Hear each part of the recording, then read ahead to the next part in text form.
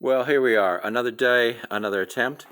As you can see, I've located to a shadier spot. It's down in the barn.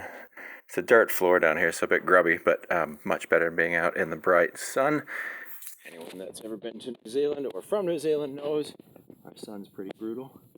But what we've done today is jacked it, and with the jack stand holding against that transfer case in the rear, or diff in the rear, and we're going to remove the lower shock mount, remove that crossbar, and of course the sway bar connection as well, and see if we can get this thing to drop right down.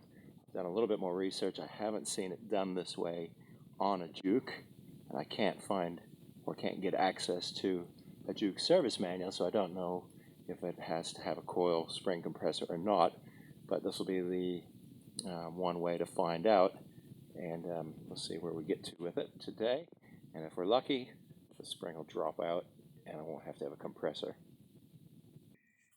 Well, here we are about a half hour later, and you can see we've got things quite significantly disassembled. We got the sway bar linkage removed, got the shock removed. It only needs to be taken off down here. It doesn't need to be taken off all the way. And then this connecting linkage removed. It's very tight up there, so I've had to jam it down to get it loose enough, or to get it low enough that this can come down. But I'm still not confident we're gonna get this spring out of here. I think without a compressor, I think this is a lost cause, but it drops a long way, and the spring has moved. But I think I'm going to get that out with a 40 mil spacer in there. Probably dreaming. So a lot of work, a good exploration, and some learning about the rear suspension. But I'll take a look. I'll still, and I can't give up just yet. I've gotten this far. So I'll keep assessing and see if I can come up with a solution to get that arm to drop down low enough so that spring will come out.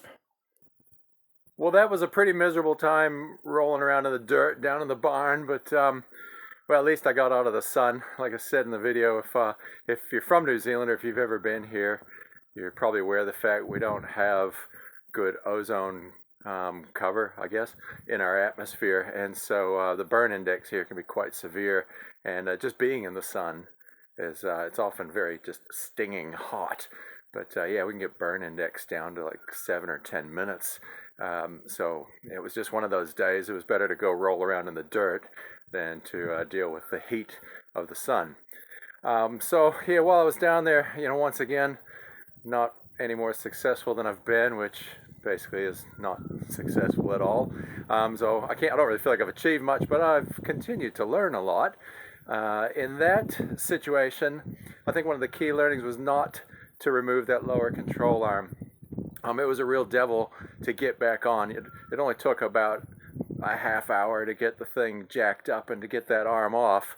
But putting it back on, there was a lot of extra types of tension there because that has the camber, I believe it is, adjustment on where it mounts up by the diff or the transfer case. And so, yeah, the tension was pretty crazy. But it was a matter of working with some light pry bars, some jacks, and in the end, I actually got out a couple of packing straps and ratcheted the thing into a certain position so that I was able to slide the bolt back through. So yeah, that's not the way to do it. So that said, I am going to give it one more try. I don't really like the idea of packing it in just yet. So I'm going to give it one more try and see if I can't get these things off. And with any luck, I will. So I hope you're enjoying what you're seeing so far. Please give the video a like. And if you hit the subscribe, of course, you'll be notified when the next video comes out. All right, that's all for now. Thanks for watching.